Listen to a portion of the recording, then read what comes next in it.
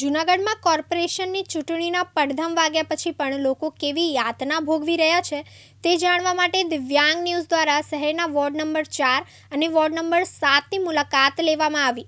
જૂનાગઢ જિલ્લામાં 6 નગરપાલિકાઓ તથા જૂનાગઢ કોર્પોરેશનની ચૂંટણી અંગેનું બ્યુગલ વાગ્યું છે, ત્યારે રાજકીય પક્ષોની ગતિવિધિઓ તેજ બની ગઈ છે અને દરેક પક્ષના લોકો સારી અને સ્વચ્છ પ્રતિભા ધરાવતા ઉમેદવારોની શોધમાં છે। ત્યારે દિવ્યાંગ ન્યૂઝ દ્વારા હાલમાં ચૂંટણીની જાહેરાત પછી પણ શહેરની સ્થિતિ કેવી છે, શહેરના લોકો કેવી યાતના ભોગવી રહ્યા છે તેનો વાસ્તવિક રિપોર્ટ જાણવા માટે વોર્ડ નંબર 4 અને વોર્ડ નંબર 7ની સ્થળ મુલાકાત લેવામાં આવી હતી। ત્યારે આ તકે લોકોની વેદનાને જાણવાનો પ્રયાસ કરાયો હતો અને તેમાં તેઓએ શું કહ્યું તે સાંભળીએ તેમના શબ્દોમાં। જૂનાગઢ મહાનગરપાલિકાની ચૂંટણી જાહેરાત થઈ ચૂકી છે। ચૂંટણી માટે ભાજપ, કોંગ્રેસ અને આમ આદમી પાર્ટી પોતાની રણનીતિઓ લઈને લોકો સમક્ષ તૈયારીના આખરી ઓપ આપી રહ્યા છે। ત્યારે આપણે વોર્ડ નંબર 4માં આપણે આવી પહોંચ્યા છીએ। વોર્ડ નંબર 4ના કોર્પોરેશનના પૂર્વ સભ્ય અને પૂર્વ વિરોધ પક્ષના નેતા મંજુબેન આપણી સાથે જોડાયેલા છે। આ વિસ્તારમાં ચૂંટણીઓ ડિક્લેર થઈ ગઈ છે, તેમ છતાં આપ જોઈ શકો છો કે રોડ રસ્તાની કામગીરી કેવી છે। ગટરો અહીં મારી પાછળ ઉભરાઈ રહી છે તે પણ આપણે દેખાઈ રહ્યું છે। આવી સ્થિતિમાં ચૂંટણીઓ નજીક આવી રહી છે ત્યારે આપણે મંજુબેન સાથે સીધી વાતચીત કરશું। મંજુલાબેન, આપ વોર્ડ નંબર 4ના સભ્ય છો, આપના વિસ્તારમાં રોડ અંગેના પ્રશ્નો છે, ગટરો ઉભરાઈ રહી છે, ચૂંટણીઓ ડિક્લેર થઈ ગઈ છે, ફરી આપ આ વિસ્તારમાંથી ઊભવાનો છો, આવી સ્થિતિમાં તમે શું કહેશો?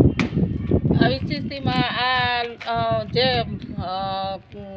ગઈ આ ટર્મમાં ભાજપના 54 કોર્પોરેટરો ચૂંટાયેલના આવ્યા હતા 54, અને સરકારે પૈસો બહુ ઝાઝો આપેલો કે 1560 કરોડ રૂપિયા આપેલા, પણ એ લોકોને કોઈ ખૂજ્યું જ નહીં, કામગીરી જ ન ખૂજી। 5 વર્ષ વયા ગયા, રોડ તૂટે, લાઈન નાખે, રોડ તોડે, પાછો રોડ બનાવે અને લોટ પાણીને લાકડા જેવું તેવું કાંકરી પાથરી રોડ બનાવી મંજૂર કરી લે, વળી પછી થોડાક દીધા પાછા તોડે। 5 વર્ષ આ લોકોએ આજ કાઢ્યું। અત્યારે ભૂગર્ભ ગટરના એવડા કામ કરેલા છે, અત્યારે ભૂગર્ભ ગટરમાં કોઈ કાઢી નથી લેવાનું।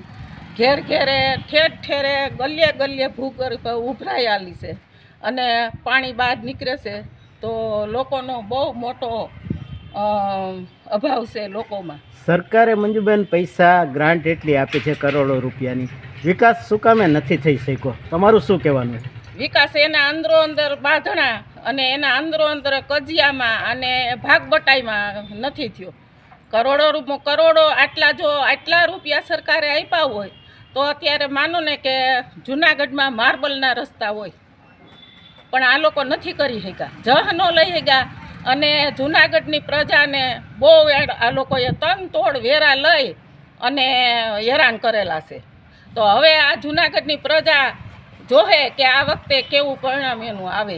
જે ખોદેલો છે ત્યાં હું મારા કેમેરામેનને કહીશ કે ત્યાં જરા દ્રશ્ય બતાવશે તમને।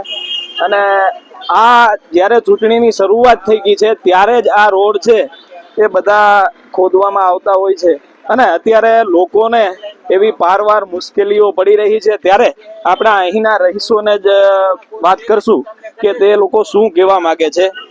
જી, આપણે અત્યારે જે આ રસ્તાઓ તમને શું તકલીફ પડે છે અને તમારું શું કહેવાનું છે? તકલીફો છે, કોઈ એમાં ફાયદો નથી, કારણ કે એક વખત ગટર લાઈન ખોદે, બીજી વખતે પાણીની લાઈન ખોદે, વારંવાર ખોદવાનું અને પાછો લેવલ કાંઈ કરે નહીં, ખાડા પડે છે, ખાડાઓમાં પગ અથડાય, અમારી જેવી મોટી ઉંમરના કેમ નીકળે, અહીંયા ગાડીઓ પણ ખખડી જાય છે બધાની, બાળકો માટે વિશેષ તકલીફ। તો વિકાસના કામો થાય એની સામે નો ડાઉટ ભલે થાય, એ સારી વાત છે। જી, અને અત્યારે જે છે હવે તમે છે અત્યારે આ ચૂંટણી અત્યારે શરૂઆત થઈ ગઈ છે, તો તમે કેવા ઉમેદવારો ઈચ્છો છો કે એ કહેશો?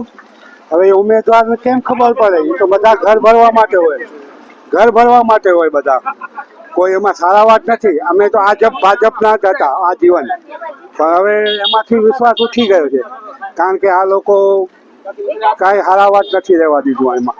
જી, અને આપણે બીજા જેવા જ અહીંના રહીશ સાથે વાત કરશું. જી, આપણે છે રોડ રસ્તાની હાલત અને તમે જે ગટરનું ઢાંકણાની વાત કરતા હતા એ વિશે તમે શું કહેશો?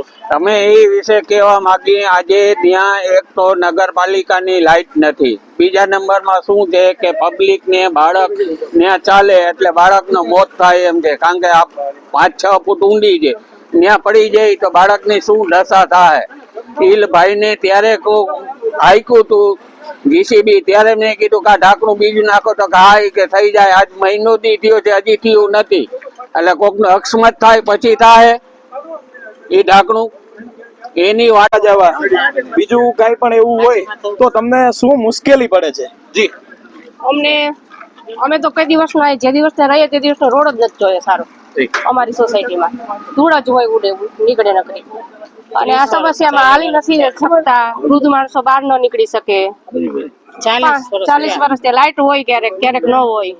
અને અમે તો એવા માણસો ઈચ્છીએ, અમને તો કે કોઈ જુનાગઢનો સારો વિકાસ કરે ને એવો જોઈએ અમને. જી, અને એવા જ આપણી સાથે બીજા એક બેન છે. જી, આપ શું કહેશો? આપને કઈ અહીંયા તકલીફ પડે છે? આ જાહેર રોડ છે અત્યારે જે ખોદેલો છે અને બાજુમાં ગલીઓમાં પણ ખોદાણ ચાલુ છે, એ વિશે શું કહેશો? સતત તકલીફ પડે, કારણ કે અમે તો કેવા સામાજિક કાર્યકર રહ્યા, બધે જવાનું હોય, વારંવાર બોલાવાના હોય બહેનોને, પછી વારંવાર કઈ મીટિંગ હોય તો ત્યાં જવાનું હોય, તો અમારે કેમ જવું આમાં? સતત આ ખોદેલા રોડ ચાલી શકીએ નહીં. હા, આવી રીતના એમ કે ખોદીને વયા જાય છે ને પછી એ લોકો પાછળ વળીને જોતા નથી કેટલો ખાધો ખોદો ને કેટલો. અત્યારે ચૂંટણીનું બ્યુગલ વાગી ગયું છે, એમાં 3 પાર્ટીઓ અત્યારે ખાસ કરીને જે છે, તમે કેવા યુવાનોને ઈચ્છો છો કે જે આ કામ કરી શકે? હા, એવા યુવાનો અને એવા કામ કરી શકે અને નૈતિક મૂલ્ય વાળા એવા લોકો આપણને જોઈએ છે કે જે પોતાનું હિત કરતા લોકોનું હિત જોવે, એના માટે એમ એવું સારું કામ કરે એવા બેનને એવા લોકોને નરસૈયાની નગરીને ઉજ્જવળ બનાવીને. હા, હાલો, નરસૈયાની નગરીને ઉજ્જવળ બનાવે એવા લોકો આપણે જોઈએ. સોરસ થઈ ગયા છે કોઈ દિવસ. જી, આપણી સાથે એક દાદા જોડાઈ ગયા છે. દાદા સાથે આપણે વાત કરશું. દાદા, ક્યાં રહો છો અને શું તકલીફ પડે છે? હું અહીં વલ્લભનગરમાં રહું છું. વલ્લભનગરના જે રોડ છે એની ઉપર મોટર તો અમારી પોતાની પડે, છતાંય આ કરે છે વધારે. એટલે પૈસાનો વ્યય થાય છે અને સમાજને નુકસાન કરે. રોડ બગડે છે, વિદ્યાર્થીઓ વાહનોને તકલીફ પડે છે. ગટરો છે એ ખાડા એમને મૂકી દે. અત્યારે રોડ બધા ખોલી નાખ્યા, પબ્લિકને હાલવાની મોટી તકલીફ. ધારાસભ્યનો વોટ છે, છતાં ધારાસભ્ય આજ દી સુધી કોઈ દી આવ્યો નથી. જી, આપણી સાથે એક બેન જોડાઈ ગયા છે.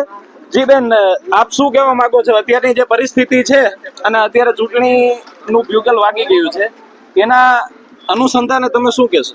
અરે અત્યારે અમને બહુ તકલીફ પડે છે. રોડ એટલા ખરાબ કરી નાખ્યા છે કે બાળકોની સ્કૂલે લેવા મૂકવા જવું હોય તોય પણ એમ એટલા બધી જગ્યાએ રોડ ખોદેલા છે ને કે આમ જઈ નથી શકતા. કઈ ગલીમાંથી જવું, બધી બાજુ રસ્તા બેક હોય છે. પ્રકાશ દવે સાથે યજ્ઞેશ ભટ્ટ, દિવ્યાંગ ન્યૂઝ, જુનાગઢ.